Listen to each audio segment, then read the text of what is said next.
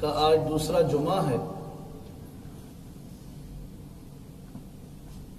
محرم عظمت والا مہینہ ہے،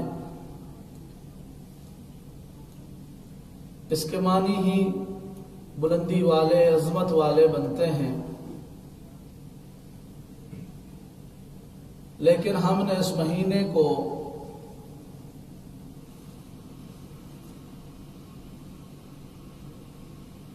منحوس سمجھ رکھا ہے، اور ہمارے بعض خطیب حضرات، پیشہ ور خطیب جو ہیں، اس مہینے کے اندر کربلا کے واقعے کو اتنی اہمیت کے ساتھ، اور پھر اس کے اندر بعض چیزیں ایسی ہیں جو بالکل حقیقت نہیں ہوتی، صرف لوگوں کو رلانے کے لیے اور اپنے آپ کو کچھ پیش کرنے کے لیے کہ میں بھی کوئی چیز ہوں۔ پیشہ ور خطیب ایسی من گھڑت روایتیں اور من گھڑت باتیں عوام کے سامنے پیش کرتے ہیں جن کا حقیقت کے ساتھ کوئی تعلق نہیں ہوتا۔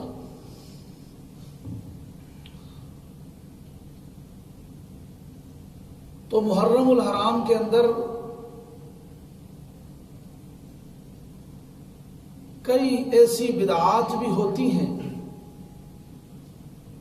مثال کے طور پر کہا جاتا ہے کہ صاحب اس مہینے کے اندر شادی نہ کرو،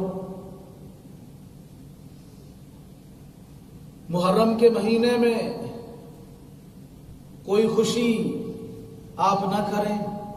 کیوں جی صاحب، کیوں نہ کریں؟ کہ جناب آپ کو پتہ نہیں نواسہ رسول کو شہید کیا گیا۔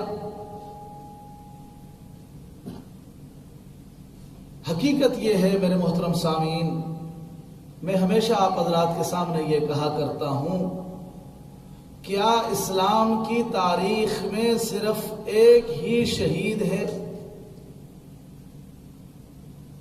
کہ صرف حضرت حسین رضی اللہ تعالی عنہ کو صرف شہید کیا گیا؟ اسلام کی تاریخ کے اندر اور کوئی شہید نہیں؟ اسلام کے دامن میں اور کوئی شہید نہیں؟ اسلامی تاریخ کا اگر ہم مطالعہ کریں تو اسلام کی تاریخ کا سب سے پہلا جو شہید ہے زید ابن ابی حالہ، جس کو ظلماً حرم کے اندر، خانہ کعبہ کے اندر شہید کیا گیا، اور یہ حضرت خدیجہ الکبریٰ رضی اللہ تعالی عنہا کے پہلے خامن سے اس کا بیٹا ہے۔ اسلام کی تاریخ کا سب سے پہلا شہید ہے، اور اسلامی تاریخ کا دور نبوت کے اندر ربیع بن اسلمی رضی اللہ تعالی عنہ آخری شہید ہے دور نبوت کے اندر۔ پہلا شہید زید بن ابی اعلیٰ، آخری شہید ربیع بن اسلمی۔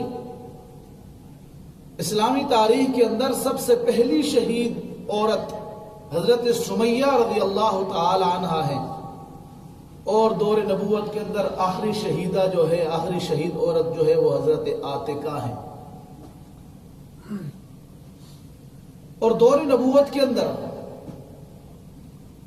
ان پہلے اور آخری کے درمیان میں بھی لوگ صحابہ شہید ہوئے۔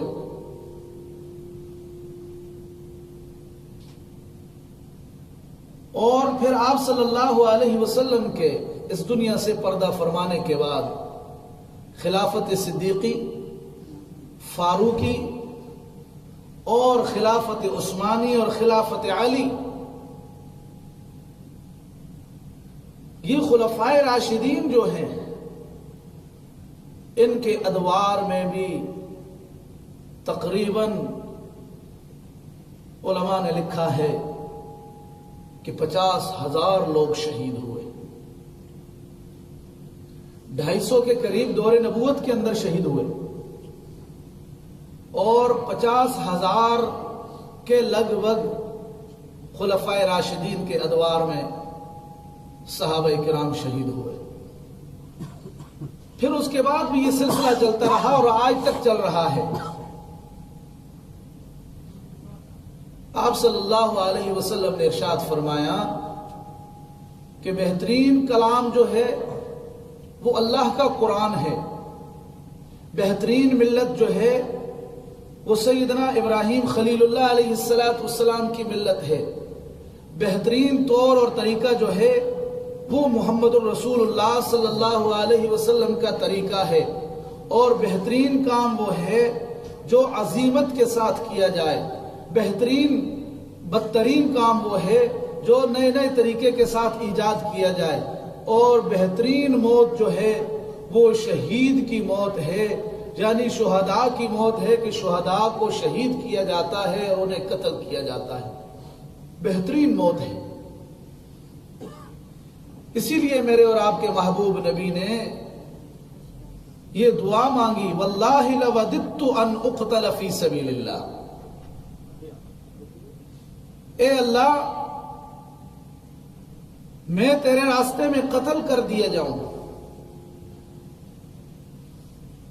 ثم احیا ثم اقتل، پھر زندہ کیا جاؤں پھر قتل کیا جاؤں، ثم احیا ثم اقتل، ثم احیا ثم اقتل، پھر قتل کیا جاؤں پھر زندہ کیا جاؤں، پھر قتل کیا جاؤں پھر زندہ کیا جاؤں.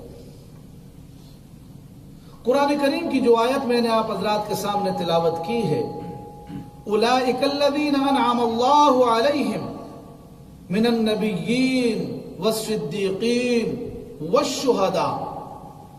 نبی اور صدیق کے بعد جو درجہ آتا ہے وہ شہداء کا آتا ہے.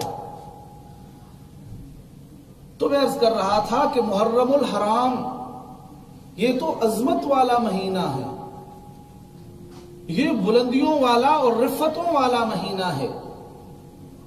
لیکن ہمارے پیشہ ور خطبہ، پیشہ ور خطیب، جنہوں نے لوگوں سے پیسے بٹورنے ہوتے ہیں، وہ کہتے ہیں کہ یہ مہینہ منحوس ہے، اس مہینے کے اندر آپ کوئی خوشی نہیں کر سکتے، اس مہینے کے اندر آپ شادی بیاہ نہیں کر سکتے. حالانکہ یہ بات نہیں. شریعت کے اندر، اسلام کے اندر اس کی کوئی حقیقت نہیں. اور میں ہمیشہ کہا کرتا ہوں، یہ جو ان دنوں میں حالات ہوتے ہیں نا، وہ خنجر اور زنجیر، اپنے آپ کو مارنا اور ماتم اور مرثیے اور دوڑے اور جلوس، گھوڑے کی پوجا، تعزیہ، پتہ نہیں کیا کیا خرافات ہوتی ہیں. اگر ان چیزوں کی اگر کوئی حقیقت ہوتی، ماتم کی اگر کوئی حقیقت ہوتی، تو ہمیں حکم ہوتا کہ 12 ربیع الاول کو ماتم کرو، اس لیے کہ کائنات کی سب سے بڑی ہستی، کائنات کی سب سے بڑی ہستی جناب محمد الرسول اللہ صلی اللہ تعالی علیہ وآلہ آلہ وصحابہ وسلم نے اس دنیا سے پردہ فرمایا. اور مدینے کے اندر کوہرام مچا ہوا تھا، صحابہ بے ہوش پڑے تھے، اور عمر فاروق رضی اللہ تعالی عنہ جیسا جلیل القدر صحابی وہ بھی ہاتھ میں تلوار لے کر کھڑے ہیں کہ خبردار اگر کسی کی زبان سے نکلا کہ آپ صلی اللہ علیہ وسلم اس دنیا سے چلے گئے ہیں، میں اس کی گردن اڑا دوں گا. صحابہ بے ہوش پڑے ہیں مدینے کے اندر. سیدہ فاطمہ الزہرا روتی ہیں اور ارشاد فرماتی ہیں کہ میرے ابا جان کی اس دنیا سے چلے جانے کا جو غم مجھ کے اوپر ہوا، اس غم کا اثر جو میرے اوپر ہوا، اگر وہ غم چمکتے ہوئے چاند اور سورج کے اوپر ڈال دیا جائے تو وہ بھی اس غم کی وجہ سے کالا ہو جائے.